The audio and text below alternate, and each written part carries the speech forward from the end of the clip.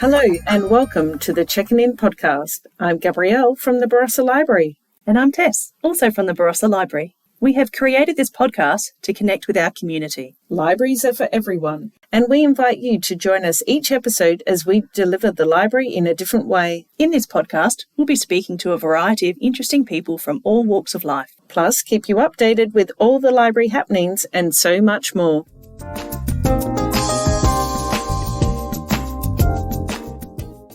The Barossa Council acknowledges the Ngadjuri, Paramank and Kaurna people and their ancestral connection to land and pays respects to elders past, present and emerging.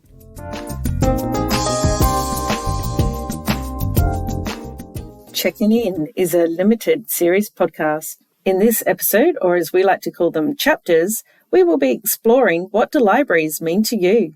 Today, we'll be talking to manager of the Barossa Library, Melissa Whitrow. We'll also be discussing what we're currently reading and watching. And what's on at the library.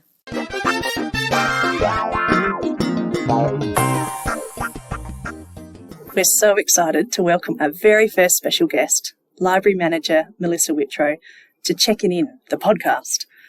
With a PhD in epidemiology, Melissa, better known as Mel, established a successful career in paediatric public health research at the University of Adelaide. Her research focused on looking at how early life exposures in utero and the first years of life influence health and well-being throughout child and adulthood. After a change of direction in 2019, Mel retrained as a librarian and joined the Barossa Library team in 2020. She became Manager of Library Services at the end of 2021. Mel has made numerous contributions to the local Barossa community, including establishing the Barossa Bush Gardens Playgroup and designing What's for Lunch, a healthy lunchbox plan to support parents and children at a local community centre and primary school. Mel is an ambassador for the Red Cross Blood Service and a member of Reconciliation Barossa. She lives in Nuriupa with her family. Welcome, Mel, and thank you so much for joining us. So today we are going to be talking about libraries, and what do libraries mean to you? Oh, that is a big, loaded question, ladies. Thank you so much for having me today. I feel very privileged to be part of the very first podcast. Libraries mean a lot to me. It's a really loaded question because I think at different times in my life, the public library's been there for me and the school library's been there for me and supported me in different ways. So when I was a kid growing up, I was a huge reader and we didn't have a lot of money. So we used to often ride our bikes to the local public library and borrow books straight off the shelf and take them home, read them all really quickly, take them back and borrow another lot. And it was a great way for me to be able to keep up with all the reading that I wanted to do. And then I probably wasn't really that attached to libraries, I guess, as a young adult and a teenager.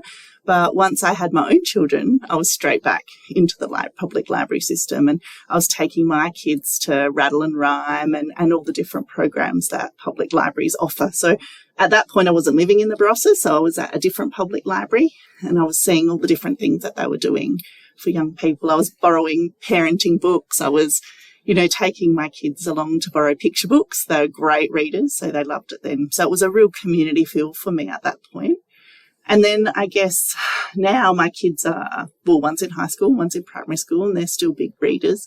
I'm a big reader myself.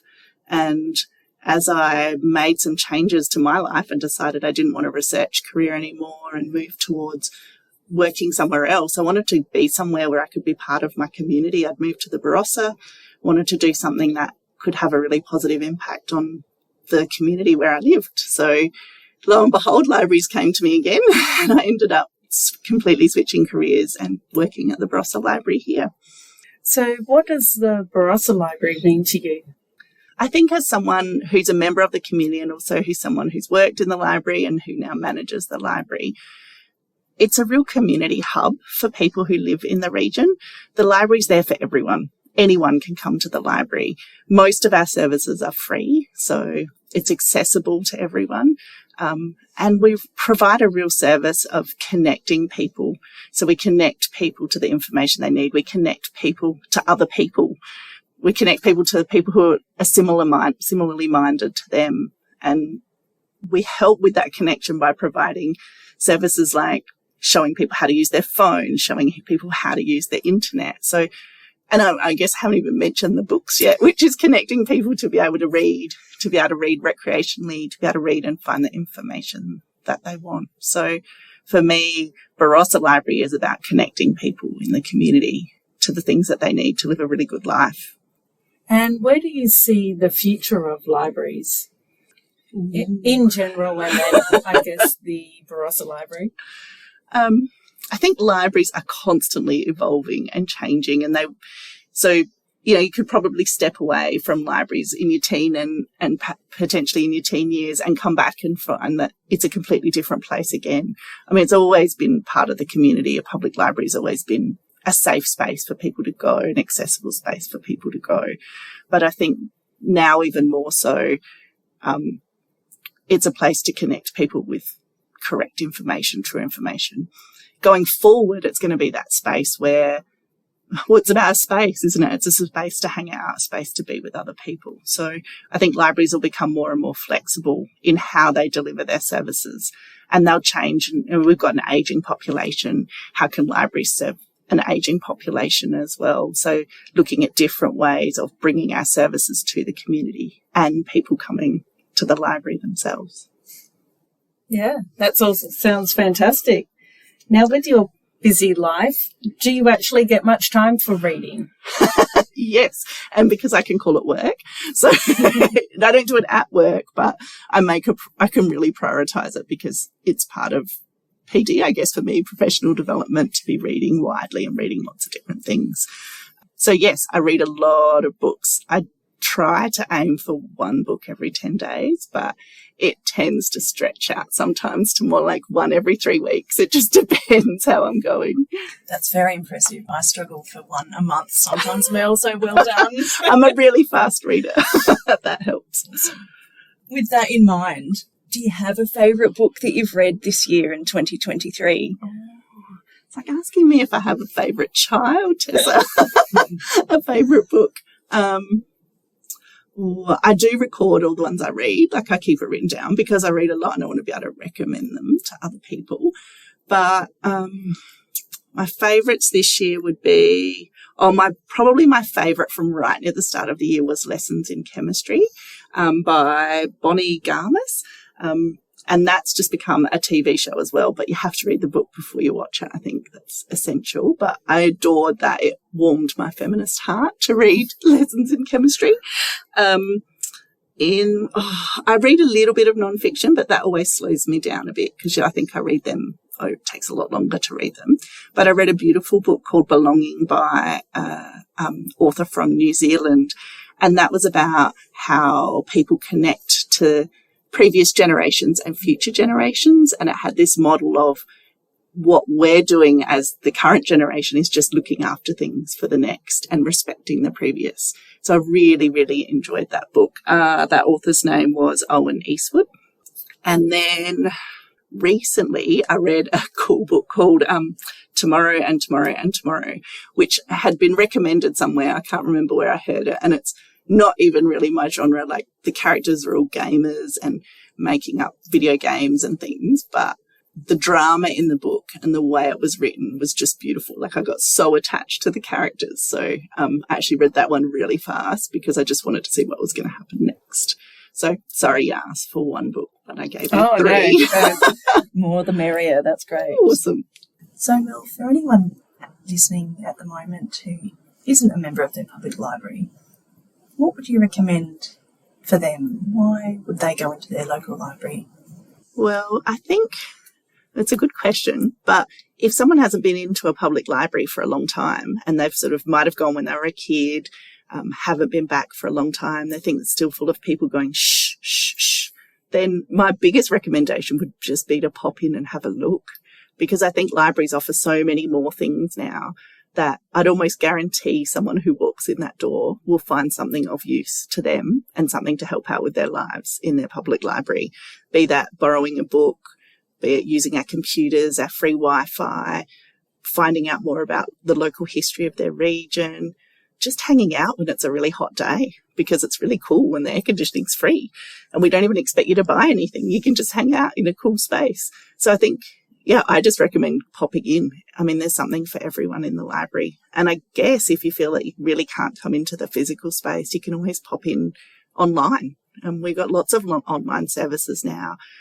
Download a free audiobook if you're traveling or commuting, or you just want to listen to something while you're going for a walk.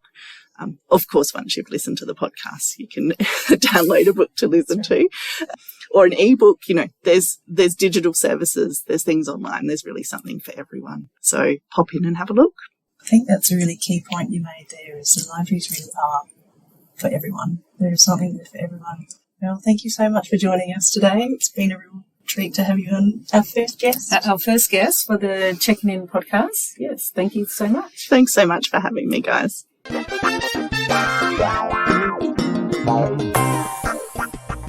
Great interview with Mel. She was awesome, wasn't she? She was. And I really loved how she spoke about libraries being more than just books. I think there's a bit of a misconception out in the community, particularly for people that maybe haven't used a library in a long time, that it's only books that are on offer.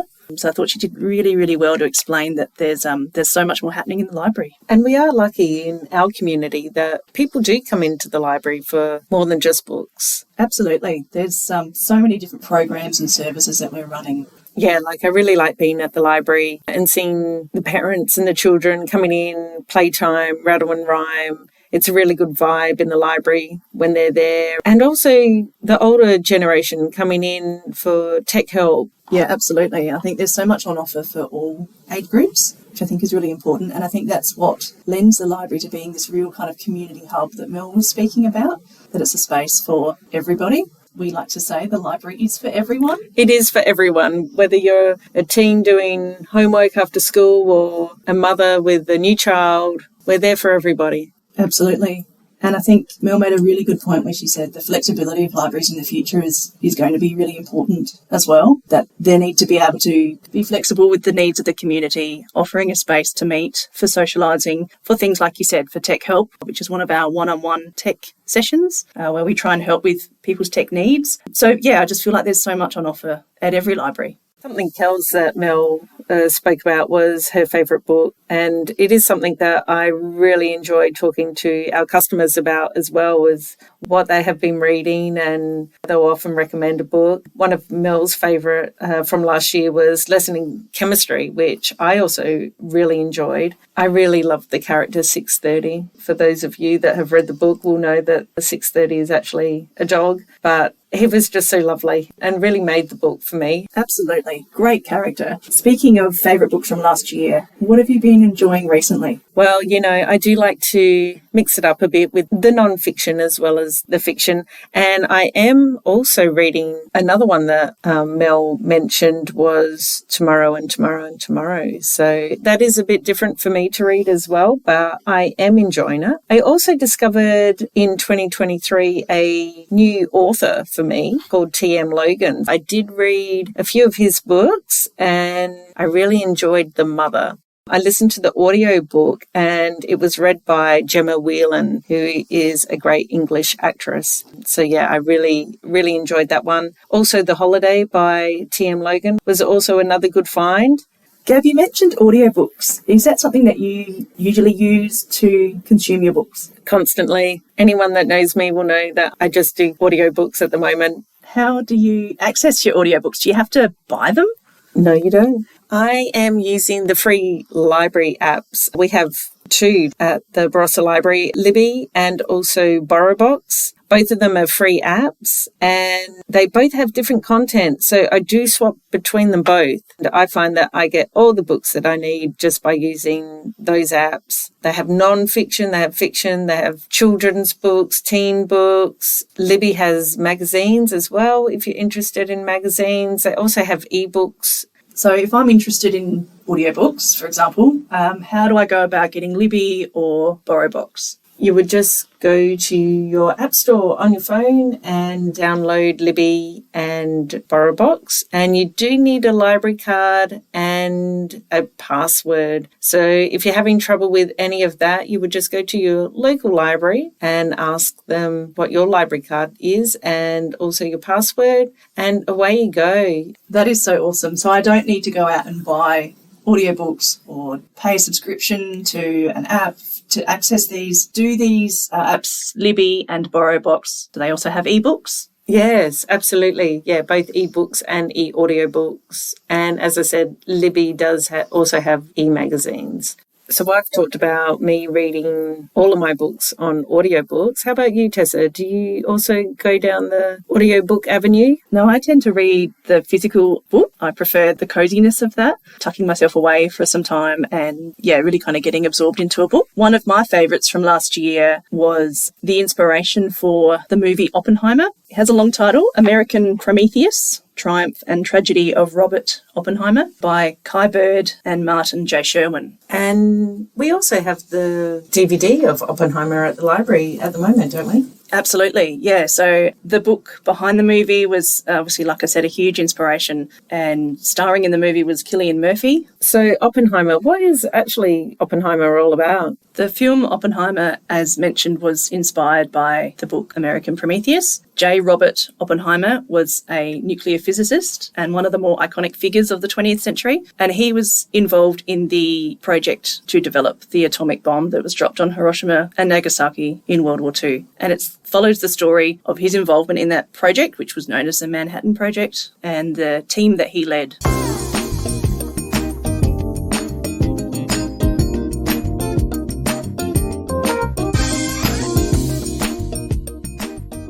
Now we should really talk about what's coming up at the library this week, because we've got some interesting things. We've got a children's art class on Tuesday, the 13th of February. For all you keen and budding artists out there, you can learn new artistic techniques and refine your existing skills. That sounds like a lot of fun. What are your thoughts, Tessa? I love the sound of that. I think art is so great for the mind and soul, really expressive.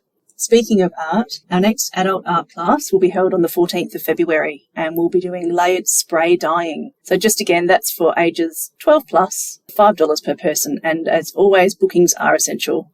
Have you ever thought about delving deeper into your family history or exploring newspapers of old? Well, at the library, we have Get Your Trove On. We have a session running this Thursday, the 15th of February. Now, I know these sessions have been really popular in the past. Tessa, what do you recommend people should book in? Absolutely. Bookings are essential for this one. So we've run Get Your Trove On a couple of times in the past, and Trove is a fantastic tool of digitised newspapers, magazines, artefacts, and all sorts of wonderful Australian content. For this particular session, we'll be looking at how to utilise it to further your family history using the digitised newspapers. So definitely come along. It's something for everyone.